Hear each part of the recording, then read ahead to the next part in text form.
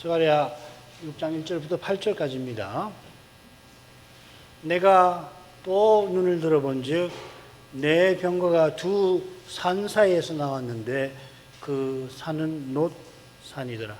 첫째 병거는 홍마들이, 둘째 병거는 흑마들이, 셋째 병거는 백마들이, 넷째 병거는 어룽지고 건장한 말들이 메었는지라. 내가 내게 말하는 천사에게 물어 가로되 내 주여 이것들이 무엇이니까? 천사가 대답하여 가로되 이는 하늘의 네 바람인데 온 세상의 주 앞에 모셨다가 나가는 것이라 하더라. 흑마는 북편 땅으로 나가며 백마가 그 뒤를 따르고 어룽진 말은 남편 땅으로 나가고 건장한 말은 나가서 땅에 두루 다니고자 하니 그가 이르되 너희는 여기서 나가서 땅에 두루 다니라 하며 곧 땅에 두루 다니더라. 그가 외쳐 내게 일러 가로되 북방으로 나간 자들이 북방에서 내 마음을 시원케 하였느니라 하더라. 오늘은 스가랴 선지자가 밤에 보았던 이상 중 마지막 장면을 살피겠습니다. 이 이상은 내 병거에 관한 겁니다. 이 병거들은 당시 말들이 끄는 것이죠. 이 말들이 8개 이상에 등장하는데 이건 자연스럽게 첫째 이상과 연결이 됩니다. 첫째 이상 보면 홍마를 타신 여호와의 사자가 등장하시고 그 뒤에 홍마, 자마들 그리고 백마들이 등장했지요. 이 둘이가 서로 짝을 이룹니다. 둘째로 이 말들과 그 탄 사자들은 여호와께서 온 땅에 두루 다니라고 보낸 자들, 첫째 이상에서 그렇게 명기되어 있는데 비슷하게 여덟째 이상에 등장한 네 병거와 말 역시 온 세상의 주 앞에 모셨다가 나가는 자들입니다. 두 집단은 그 역할에서 비슷합니다. 서로 연결되지요. 겹치고 여덟째 이상에서 조금 다른 역할이 또 나올 겁니다. 아울러 병거가 넷입니다. 이 상징적인 숫자가 짝을 이루는 이 둘째 이상, 첫째, 둘째 이상 우리가 묶었잖아요. 거기 보면 네 뿔과 네 공상이 나옵니다. 이 넷은 열국을 상징하고요. 네 병거가 온 땅에 주 앞에 모셨다가 나가는 목적이 열국의 심판과 붙어 있을 겁니다. 자, 줄거리 보십시다. 셋으로 우리가 이 부분을 나누어 볼 수가 있는데 1절부터 3절까지는 이 네 병거가 두 노산에서 나오는 그 장면을 선자가 묘사를 하고 있습니다. 그리고 이어 4, 5절에서는 이 선자가 이것들이 무엇입니까? 물으니까 천사가 하늘의 네 바람이라는 거, 온 세상에 주 앞에 모시다가 나가는 자들이라 설명을 하고요.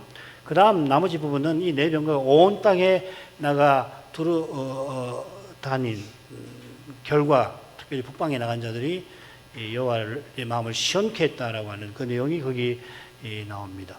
이 이상에 담긴 교훈은 신령한 만큼 신비합니다만 이상 장면들은 금방 설명해 드린 대로 그렇게 복잡하진 않습니다. 선자가 네 병거가 두 노산에서 나온 것을 보았습니다. 가운데 부분에 가면은 이들이 무엇인지 묻고 천사가 대답합니다. 이들은 하늘의 네 바람, 온 땅에 주 앞에 모셨다가 나가는 천사들입니다. 그 천사의 설명대로 이들이 나가서 온 땅을 두루 다니며 북방으로 나간 자들이 북방에서 주의 마음을 기쁘게 하였다. 내용은 이렇게 요약이 됩니다. 그러면 처음 부분을 가죠. 1절부터 3절을 읽습니다. 내가 또 눈을 들어 본즉 네 병거가 두 산 사이에 나왔는데 그 산은 놋 산이더라. 첫째 병거는 홍마들이, 둘째 병거는 흑마들이, 셋째 병거는 백마들이, 넷째 병거는 어룽지고 건장한 말들이 메었는지라. 선자가 다시 눈을 들어 이상을 보았다 이렇게 되었습니다. 지난번 의미는 설명해 드렸죠. 이번에도 선자는 보라 하고서 네 병거가 두 산에서 나오는 그것을 가리키고 주목하라 주의를 주는 거죠. 이 병거는 말과 더불어 스가랴 시대의 열국의 힘을 상징합니다. 학계 2장 22절 동시대 선자죠. 열방의 보좌를 엎을 것이요 열방의 세력을 멸할 것이요 그 병거들과 그 탄자를 엎드러 뜨리니.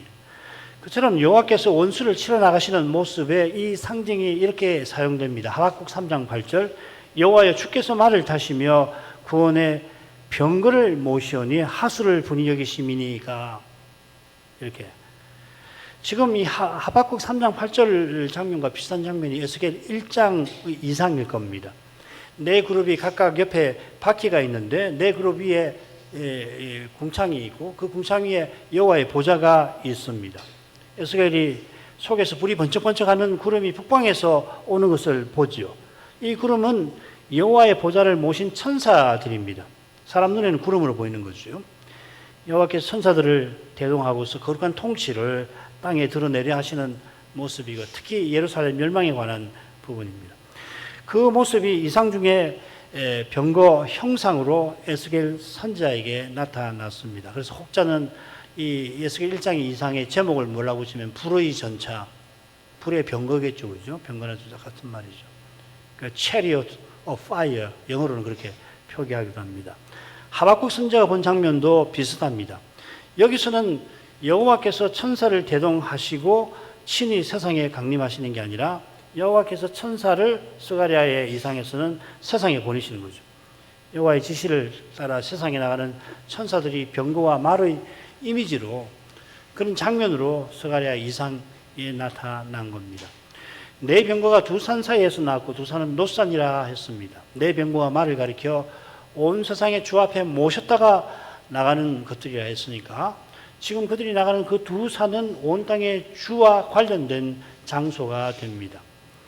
이 이상과 짝을 이루는 것이 첫째 그리고 둘째 이상인데 이 둘째 이상을 살필 때 번제단의 네 뿔이 산을 상징한다고 말씀을 드렸습니다. 이사야가 종말에 성전 산이 가장 우뚝 설 것이고 많은 백성이 이 산에 올라올 거라고 예언했지요. 이 산이 결국은 뭐냐면 하늘의 시온이죠. 계시록에 있는 하늘의 시온은 하늘의 성소입니다. 네 병거가 나온 산을 놋산이라고 한 것은 지금 스가랴 시대에 건축 중인 예루살렘 성전의 입구에 보아스와 야긴이라는 이름이 있는 두 놋기둥과 붙어 있습니다. 이렇게 이제 계시록에 하면 우리 영광스러운 주님의 그 두 발, 놋, 연마에서 빛이 번쩍번쩍 나는 그 놋 발하고도 다 관계되는 거죠. 요컨대 네 병거가 두 노산에서 나왔다는 것은 여호와 앞에 모셔선 천사들이 여호와의 명을 받아 하늘 성소에서 나간 사명을 받들고 나간 모습을 가리키는 것 같습니다. 첫째 병거는 홍마들, 둘째 병거는 흑마들, 셋째 병거는 백마들, 그리고 넷째 병거는 어룽지고 건장한 말들이었다 이렇게 되어 있습니다. 처음에 병거가 보였는데 그 병거에는 당연히 말들이 있습니다. 말들이 있다, 매여 있다라고 이해하기 쉽게 풀었지만 말들이 있다 이렇게 되었습니다. 그게 뭐 끈이 있는지 그건 몰라요. 네 개의 병거에 각각 있는 말들. 이게 무슨 말이냐면 에스겔 1장 이상에 보면은 네 그룹 천사들이 두 날개로 서로 맞대가지고 사각형을 이루고 그죠? 그리고 이 그룹 천사 옆에 바퀴가 있잖아요. 얼마나 신기해요. 그건 직접 본 에스겔만 정확히 알고 우리는 짐작만 할 뿐인데 여기 이제 매어 있다고 그러니까 줄로 매어놨구나 이렇게 생각하는데 그렇게 돼 있지 않고 그 병거에 말이 있다 이렇게 돼 있습니다.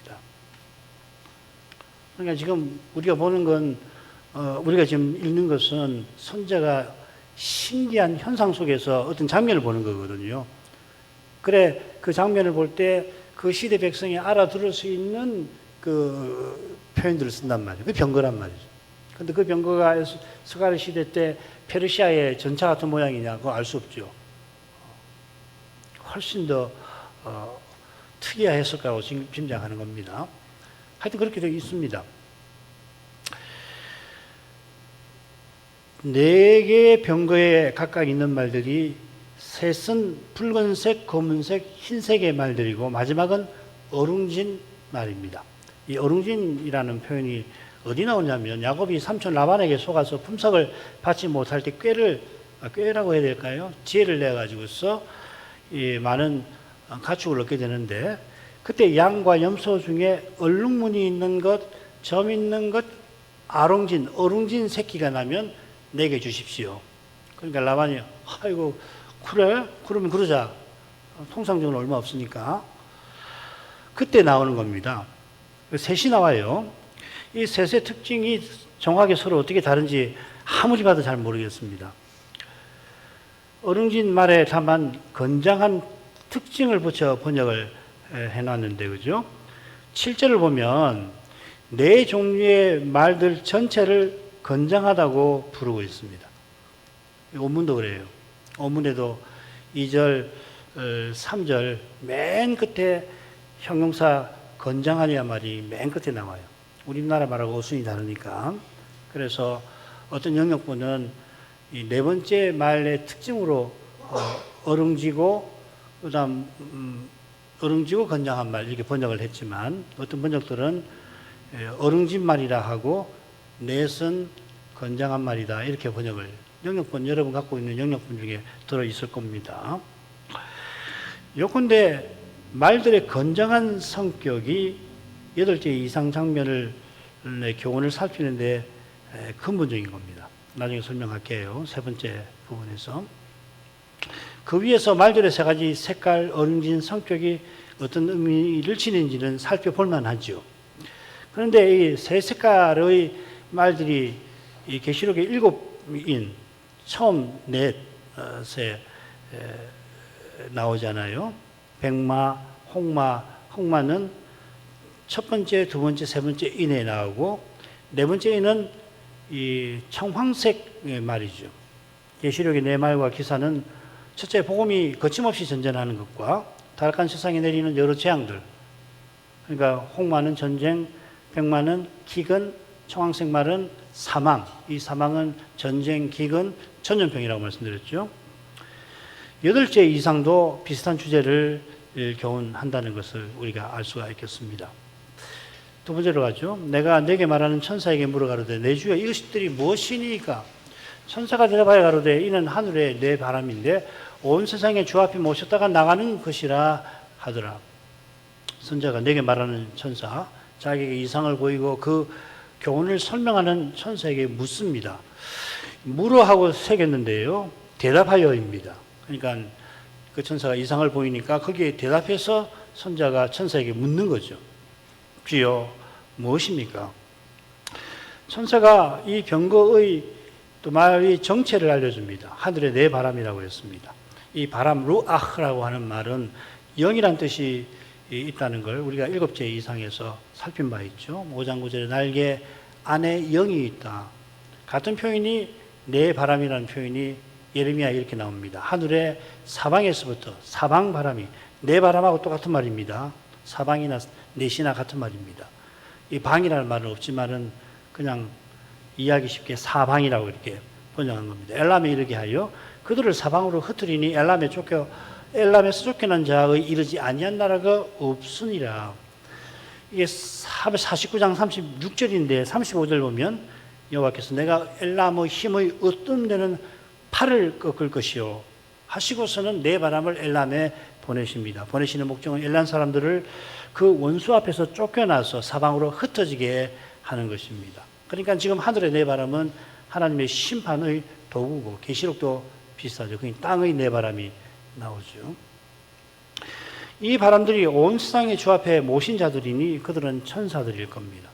시편은 여호와께서 바람으로 자기 사자를 삼으신다 말했고, 그걸 신약에서 인용할 때는 희한하게 바꾸어가지고 그의 천사들을 바람으로 삼으신다 이렇게 했습니다.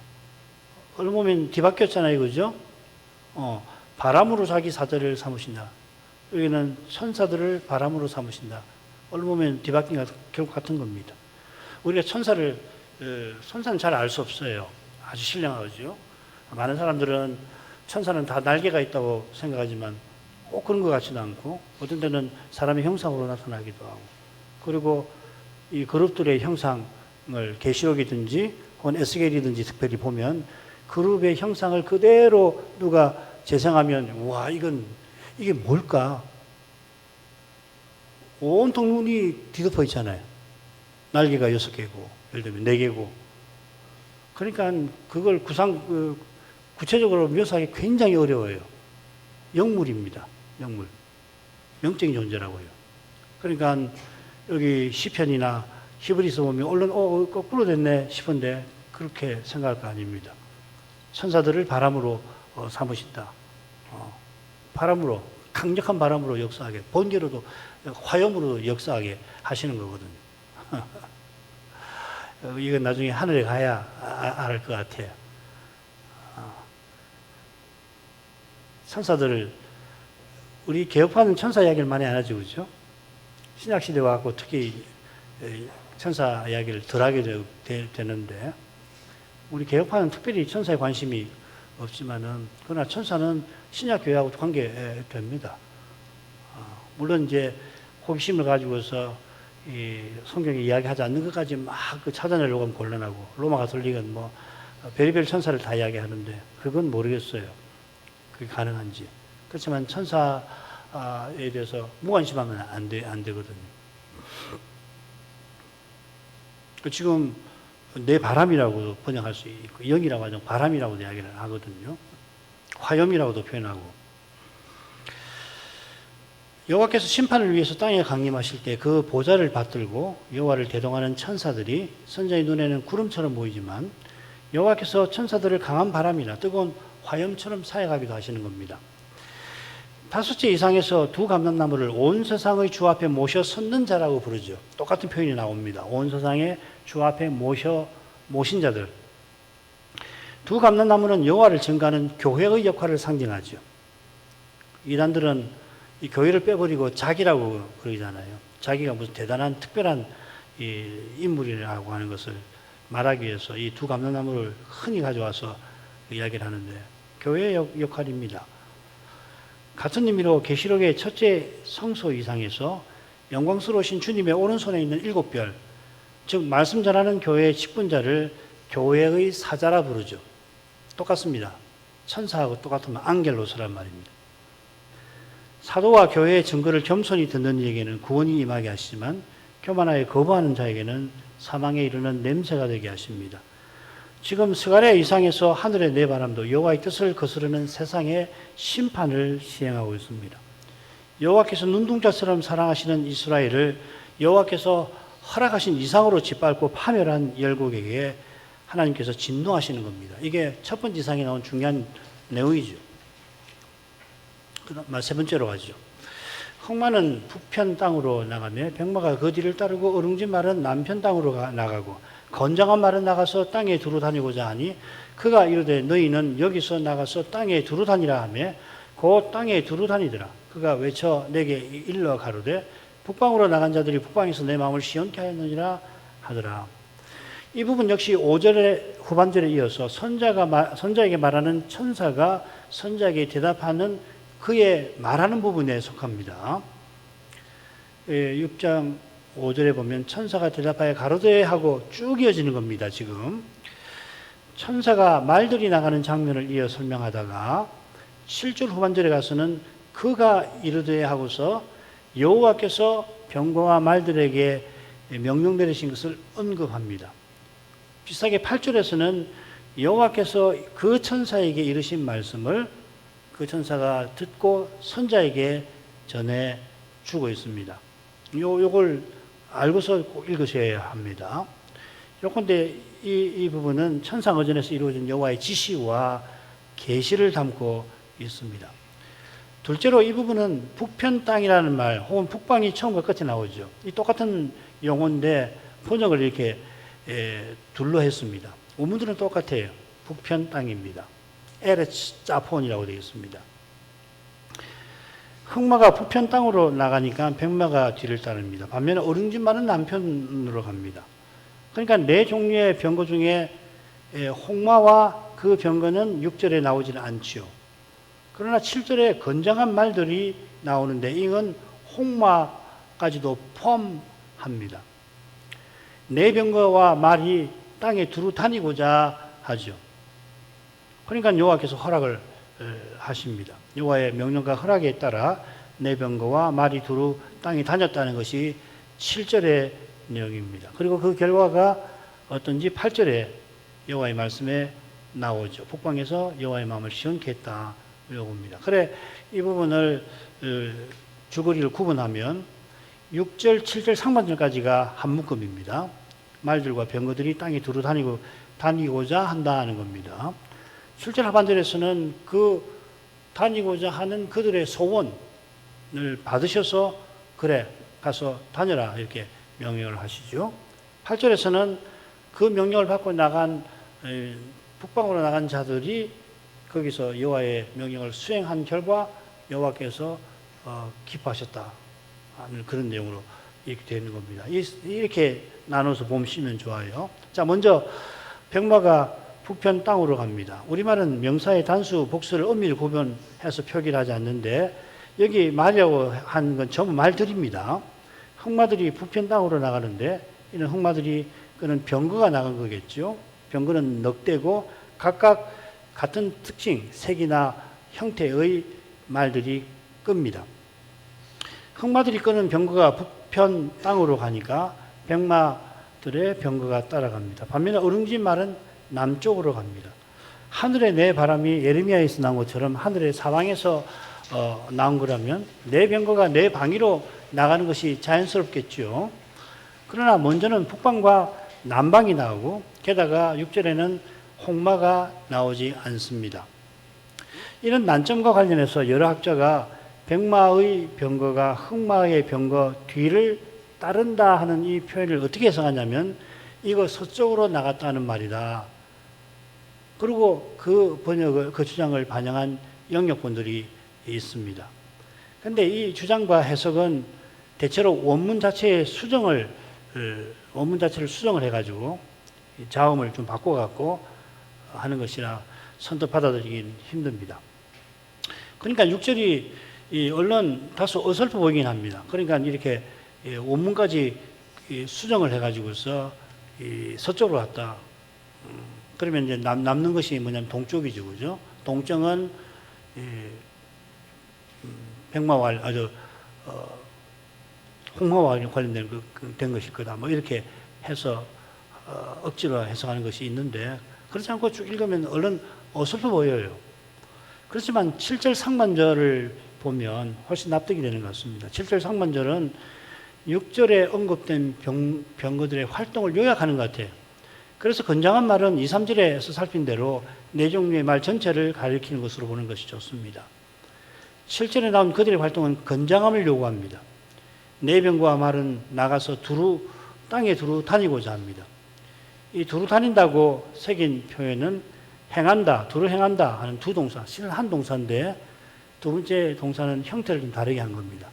앞에 나온 동사는 할락이라는 말이고 뒤에 나오는 동사는 할락에다가 히트라고 하는 거, 사역형 형태인데 같은 동사 두 개를 묶어서 이렇게 해놓은 겁니다.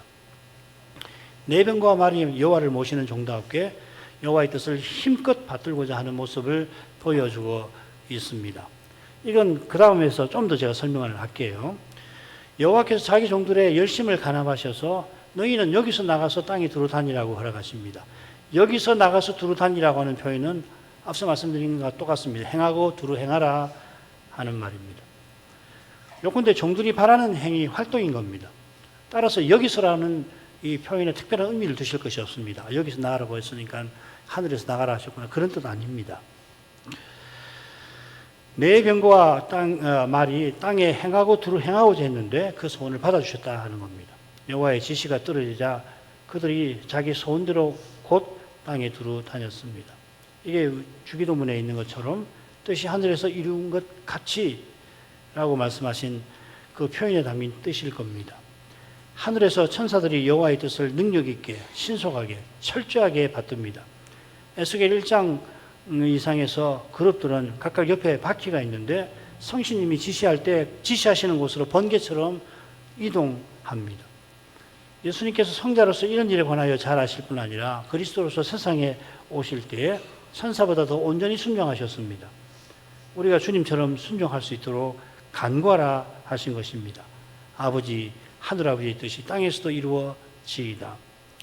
지금 내 병거와 말이 땅에 두루 다니는 것은 우선 첫째 이상에서 세 종류의 말들이 그 기수가 땅에 두루 다닌 후 돌아와 여호와의 사적께 보고한 것처럼 여호와께서 다스리는 세상을 감찰하는 건 아닙니다. 그러니까 좀 설명이 좀 어렵게 됐는데 이렇게 말씀드리죠. 6절 그리고 6절을 합시다. 6절에서 이 나갔다라고 하는 것은 첫 번째 이상에서 세 종류의 말들이 나가서 보고한 그 활동이라고 할 수 있습니다. 감찰하는 활동이고, 지금 에스겔 6장 7절 후반절부터 후반절에 있는 것은 그 감찰 위에서 심판을 시행한 활동이라고 이렇게 보시면 되는 겁니다. 아시겠죠? 그죠? 이렇게 처음부터 설명하면 좋은데 그렇게 보는 것이 이제 무난합니다. 그래서 6장 6절이 좀 어정쩡하게 돼요. 처음에는 내 병거가 노는데 흑마는 부편 땅으로 나가며 병마가 그 뒤를 따르고 어룽지 말은 남편 땅으로 나가고 건장한 말은 나가서 땅에 나가서 이까지입니다. 나가서 이렇게 되어 있습니다. 그래서 왜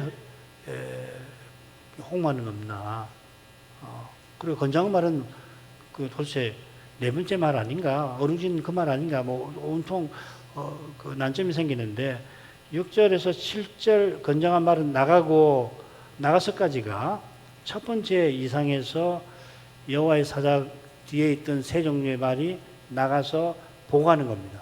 그 보고 내용 기억나시죠? 온 땅이 평온하고 정온하더이다 하고 여호와의 사자께 보고를 하니까 여호와의 사자께서 언제까지 이렇게 하실 겁니까? 여호와께 아뢰는 장면이 나오잖아요.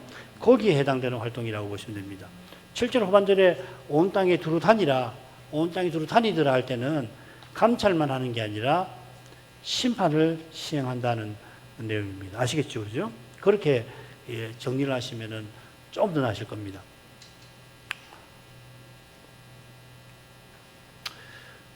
따라서 8절은 내 병거와 말이 여호와의 지시를 받은 결과에 관한 겁니다. 그 결과를 여호와께서 천사에게 주십니다. 그가 외쳐 내게 일러 가로되 그는 여호와이시고 내게 할 때 나는 스가랴에게 이상을 보이고 해설하는 천사, 여호와의 사자 같은 천사입니다. 이런 내용을 살핀다면 존칭을 사용해서 그분께서 내게 외치시고 내게 일러 가라사대 이렇게 새긴 게 나을는지 모르겠습니다. 혹시 그렇게 표기해 놓으시면은 나중에 읽을 때 얼른 설명해 드리니까 여기 그는 여호와시고 나는 천사구나 그렇지만 나중에 읽으시면은 그는 천사 같고 나는 선지자 같고 그럴 수 있거든요. 이 표현과 관련해서 우선 주목할 점은 여호와께서 천사에게 외치셨다 하는 사실입니다. 구약 성경에 이 외친다라고 하는 낱말, 이 짜악하라는 말이 있는데 모두 70번 나와요. 이것을 제외하고는 모두 사람이 이 말하는, 외치는, 그리고 부르는 행위를 가리키고 상당히 많은 부분은 사람이 여호와께 간절히 기도하는 행위를 표시하는 낱말이에요. 오직 이곳에서만 여호와께서 천사에게 외치십니다. 여호와께서 외치신 목적이나 이유, 경위에 관하여서 요한한 피조물이 어떻게 다 헤아릴 수 있겠습니까마는 적어도 지금 여호와께서 그 천사에게 알리시는 내용이 그만큼 특별하다는 사실은 분명한 것 같아요. 좀 이례적이잖아요. 그죠?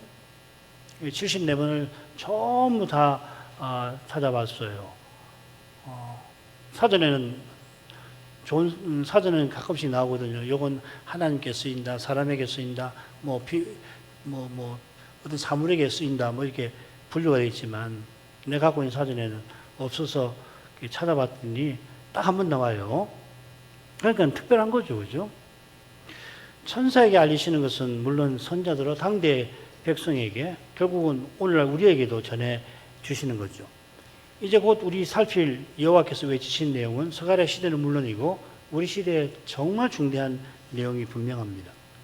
우리가 이걸 알게 되면 과연 외치실만 하구나 그렇게 고백하게 될 것 같습니다. 그처럼 여호와께서 그 천사에게 보아라 하시면서 중요한 계시를 일러주십니다. 이 보아라고 하는 것은 이 보라하고 다른 말입니다. 제가 여러 번 이 선자가 보라 하고서 자기가 본 장면을 괄목할 만한 것으로 가르친다 말씀드렸는데 그건 힌내라는 말이고 여기 보아라는 말은 이 르에라는 말입니다. 이 보라는 말의 명령형이에요. 이 똑같은 표현이 이거 자주 나오는 거 아닙니다. 그런데 스가랴 4째 이상에 나와요. 여호와께서 여호수아에게 보아라 하면서 내가 네 죄가를 사하여 버렸으니 내게 아름다운 옷을 입히리라 하실 때 보아라 그렇게 말씀하십니다.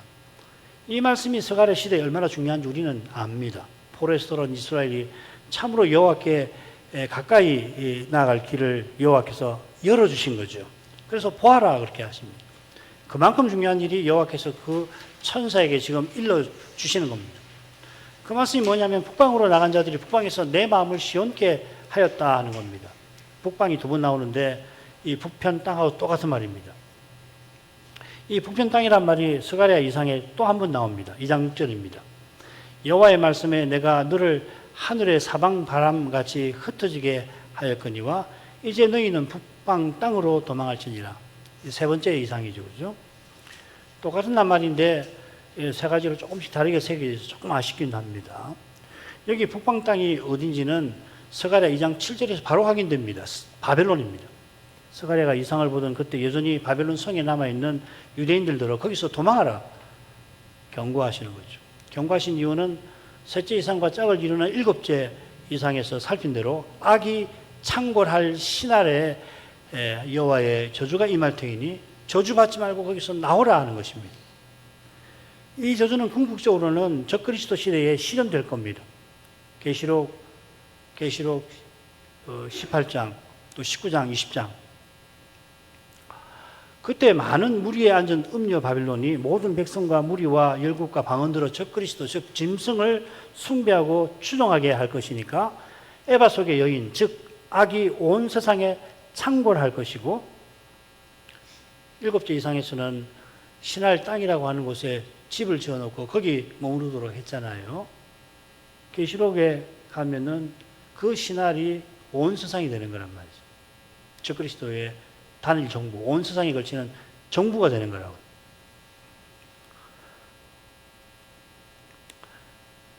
온 세상에 따라서 여호와의 저주가 임할 겁니다. 스가랴 시대에 이미 북방 땅에 여호와의 저주가 임해서 바벨로니아가 망했죠.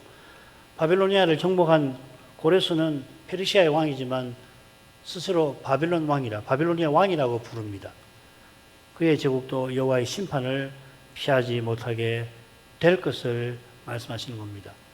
이 심판이 내 마음을 시온케 하였다고 여호와께서 밝히십니다. 이 시온케 한다 새긴 낱말이 일곱째 이상에 중요하게 나왔습니다. 에바가 제 처소에 머물게 되리라고 번역을 했습니다. 이 동사는 언약궤를 봉안하는 데 쓰인다고 말씀을 드렸듯이 일곱째 이상의 끝에 신할장이 에바를 위한 신전이 세워지고 거기 에바가 놓이는 사실이 예언되었습니다. 같은 동사가 이번에는 내 마음에 쓰입니다. 여호와의 마음에. 마음이라고 새긴 낱말도 일곱째 이상에 나왔습니다. 두 여인이 가진 학의 날개 안에 바람이 영이 있다고 할 때 바로 루아흐입니다. 이 용례를 참조하면 여덟째 이상에서도 같은 명사를 영 혹은 신으로 새기는 게 좋습니다. 북방 땅으로 나간 천사들이 여호와께서 바라던 그 심판을 집행한 결과 여호와의 신께서 북방에서 안식을 누리셨다 이런 뜻입니다. 이 해석은 시온케 한다는 용례가 다윗의 성전 건축 소원을 품게 하는 현실에 똑같이 쓰인 데 지지를 받습니다. 여호와께서 사방의 모든 대적을 파하사 왕으로 궁에 평안히 거하게 하신 때, 평안히 거하게 하신 때라는 말이 시온케 한다는 바로 그 말입니다. 형태도 똑같습니다. 사무엘하 7장 11절 전에 내가 사사를 명하여 내 백성 이스라엘을 다스리던 때와 같이 않게 하고 너를 모든 대적에게서 벗어나 평안케 하리라. 똑같은 동사입니다. 여호와께서 사방의 대적을 물리쳐 주셔서 다윗이 안식을 누리자 잠시 예루살렘 장막에 모셔두었던 언약궤를 위해서 여호와의 전을 세울 뜻을 밝히게 되죠. 내 병거가 북방에서 여호와의 심판을 시행할 때 그 병거와 말을 이끄신 여호와의 신께서 여호와의 대적이 물리치신 것을 보고 안식을 누리신 것입니다. 이 안식은 무엇보다 스가랴 시대에 여호와의 전 세우는 일과 붙어 있을 겁니다. 여호와께서 첫째 이상에서 말들과 기수를 온 땅에 보내실 때 그들이 돌아와서 보고하기를 온 땅이 평온하고 정온하도이다 했습니다. 이건 세상 나라들의 안일한 상태라고 했죠. 안일한 열방이라고 그랬죠. 세상 나라가 정치적인 안정을 회복하고서 교만한 태도를 이스라엘에게 보였다 하는 겁니다. 이런 안일한 열국을 여호와께서 심히 진노하신다 하셨습니다. 내 바람을 북방에 보내어 그 교만을 꺾으신 일이 이 8째 이상의 중요한 내용인 겁니다. 그처럼 첫째 이상에서 여호와께서 열국 심판을 말씀하시고 내가 긍휼히 여김으로 예루살렘에 돌아왔은즉 내 집 그 가운데 건축되리라 약속하셨는데 8째 이상에서 그 심판을 친히 이루셨다고 하는 것은 이제 시작한 성전 공사가 마치게 하시겠다 하는 뜻을 보이신 거예요. 역사의 끝에도 비슷한 일들이 있을 겁니다. 하나님께서 어린 양을 통하여 대적하는 원수들을 친히 멸하시고 새 예루살렘이 영원히 세워지게 하실 것입니다. 우리가 이 대목 계시록 17, 18, 19, 20 요걸 특별히 에스겔 이상을 34장인가요? 거기부터 37장 그것과 견주어서 해설한 설평 기억나실지 모르겠는데 스가랴도 거기 같습니다. 적그리스도와 그 군대가 바다 모래같이 성도의 작은 짐과 약한 성을 보이하여 무너지게 하려 할 때 그리스도께서 백마를 타시고는 그 입에 검으로 일거에 치실 것입니다. 예수님의 심판하시는 그 말씀에 하늘에서 불이 내려와 원수와 그 군대를 소멸할 것입니다. 그 위에 새 예루살렘이 거룩하고 아름답고 영광스럽게 영원히 설 것입니다. 소멸되는 원수에 배도하는 교회들이 있다는 걸 기억하셔야 됩니다. 이는 첫째 이상에서 내가 그 사면에서 불성곽이 되며 그 가운데서 영광이 되리라 여호와께서 약속하신 대로지요. 이 약속이 이루어지는 순간까지 특별히 재림 직전처럼 주의 교회가 사람의 눈에 원수들에게 허망하게 패배하는 것처럼 보이곤 할 것입니다. 그러나 이는 믿음의 길이 사람의 생각에 초월하는 방식으로 계속해서 열리는 실정입니다. 굉장한 위기가 이미 일어나고 있는데 적그리스도 시대까지 그런 일이 계속 있을 거고 적그리스도 시대 때는 그 위기가 얼마나 압도적인지 교회는 망했구나, 교회가 사라지겠구나 할 정도가 될 거예요. 지금도 그 정도는 아닙니다만은 우리가 눈을 열어서 수백 년 동안 이루어진 이 배도의 흐름과 지금 당대에 이루어지고 있는 육신적 태도의 창궐함을 본다면 이게 보통 시대가 아니구나, 투현 시대구나. 사람으로서는 이 시대에 교회답게 서나갈 수 있는 길이 있을까 두려움이 앞서는 그런 시대가 분명합니다. 우리 눈앞에 있는 여러분 각각에게 있는 현실 앞에 벌어진 일이 결코 개인의 일이 아니에요. 그 일이 이 시대의 거대한 흐름과 연결되어 있는 그런 현실이라고. 그걸 봐야 하는 거예요. 그걸 보지 않으면 연약한 사람이라 보이는 현실에 갇히고 압도되고 마는 것, 낙담하고. 물론 택하신 백성은 거기서 건져주시는 건 맞아요. 그리고 낙담하지 않을 수도 없어요. 그렇게 보이는데 어떻게 해요? 그러나 말씀으로 돌아가서 이런 일이 있을 것을 예측부터, 요한만은 아니고 구약부터 이야기를 하고 계시는 거거든요.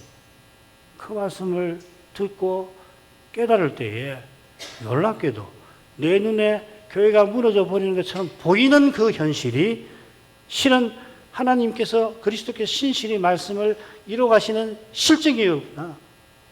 그런 확신을 갖게 되는 거예요. 그게 도전을 이기는 길이라고요. 견디고 이기는 방식이고 당해요. 현실은 당한다고요. 육신으로 행하는 그것을 어떻게 맞서실 겁니까? 신령하게 하면 할수록 성신을 좇을수록 육신으로 행하는 그걸 현상적으로는 어떻게 볼 수가 없어요. 당하는 거예요. 일상에서 멸시를 당하는 거라고요. 그리스도가 내 안에 사신다. 그렇게 믿으면 너 뭔 소리 하느냐? 그게 말이 되는 거냐? 그게 종교적인 은사지. 그 도덕적 삶을 살겠다라고 하는 예수의 정신을 내 속에 모시고서 실천해 보겠다는 그 말이지. 그걸 고지고대로 믿을 수가 있느냐? 당신이 현대인인데, 당신이 배울 만큼 배웠는데, 그걸 믿어? 그럴 수 있단 말이죠. 그럴 때 아니다. 참으로 그렇다. 뭘로 알 수 있느냐, 이 말이에요. 뭘로? 예배에서 그리스도가 자기 형제들에게 아버지를 선포하시고 교회 중에서 찬송하시는 그 사실을 확인하는 방식으로 가장 생생하게. 그리고 그렇게 영광을 본 사람이 그리스도 함께 고난받는 거기서 가장 현실감 있게 확인하는 거거든요. 역사에는 그렇습니다. 믿음에게는 그렇게 가는 겁니다.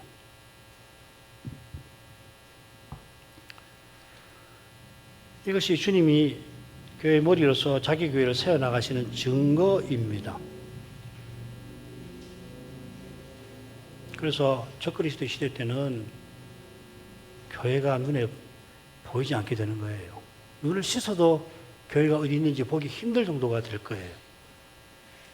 그런 시대로 가는 거라고요, 역사는.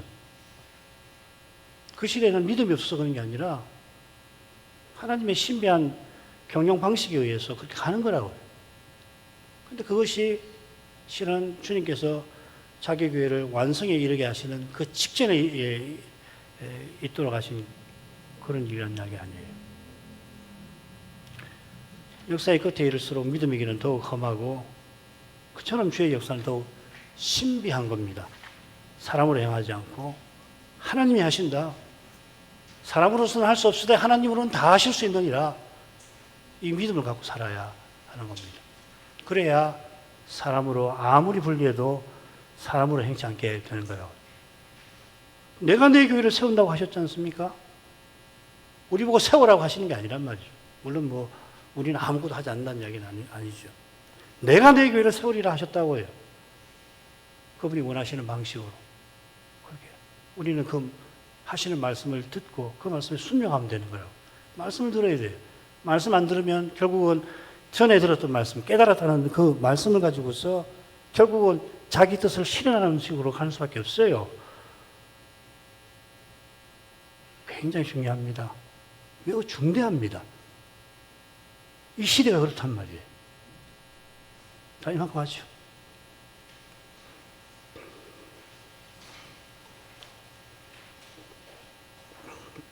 거룩하신 아버지, 저희가 지난 몇 달 스가랴의 밤의 이상들을 살피게 해주셔서 감사드립니다. 8개의 이상을 선자가 차례로 보게 하시면서 그 이상을 보던 시점에 그 교회에 필요한 말씀을 전하게 하셨습니다.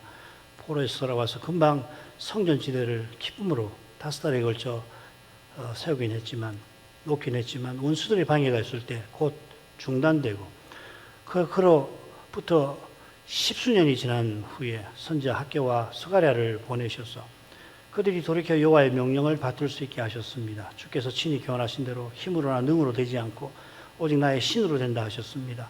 성전 건축만 아니라 여호와께서 주의 사자를 온 세상에 보내어 땅을 감찰하게 하시고 또한 북방 땅에 심판을 내리게 하셔서 여호와의 신께서 평안히 쉬시게 하셨습니다. 이 일이 막 재개되었던 성전 공사가 잘 맞춰지게 하시기 위함임을 기억합니다. 저희가 그 시대 사람이 아니기도 하지만 하나님이 하시는 일은 너무나 신비하여서 어떻게 그때 여호와께서 성전 공사가 무사히 완공되게 하셨을까? 그 과정이 어떠할까 다 헤아릴 길이 없나이다. 그러나 장차 재림 때도 여호와께서 친히 원수들을 신할 땅에 에바가 옮겨져 거기 신전이 지어지듯 악이 장차 온 세상에 창궐할 그때 마귀와 짐승과 거짓 선자를 친히 멸하실 터인데 그 직전에 가장 극심한 핍박이 주의 소수 교회에 임하게 되더라도 주님은 성신으로 그들과 함께 하셔서 신령하게 승리를 거두게 하실 것을 믿나이다. 이런 시대가 얼마나 남았는지 저희는 다 알지 못하오나 이미 믿음의 길이 실로 험하다는 것을 저희가 경험하게 하시고 더욱 살피게 하시며 이 시대를 살아가는 저희를 다만 긍휼히 여겨주셔서 우리 주 예수 그리스도의 그 전능하시고 자비하신 손길을 붙들고 나아갈 수 있게 하시오며 그래서 눈앞의 현실이 어떠하든지 간에 내가 내 교회를 세우리라 하신 주님의 그 약속을 꼭 믿고 그 주님께 전부를 의탁하고 다만 그분이 말씀으로 지시하시는 그 걸음을 알고 성신님 의지에서 보이신 그 걸음을 내딛고 살아갈 수 있게 해 주옵소서. 하루를 그렇게 살고 또 내일 그렇게 살면 언제인지 모르지만 틀림없이 신속히 부활하신 주님의 영광을 배웠고 주님과 같아지게 하시겠나이다. 예수님 이름으로 기도합니다. 아멘.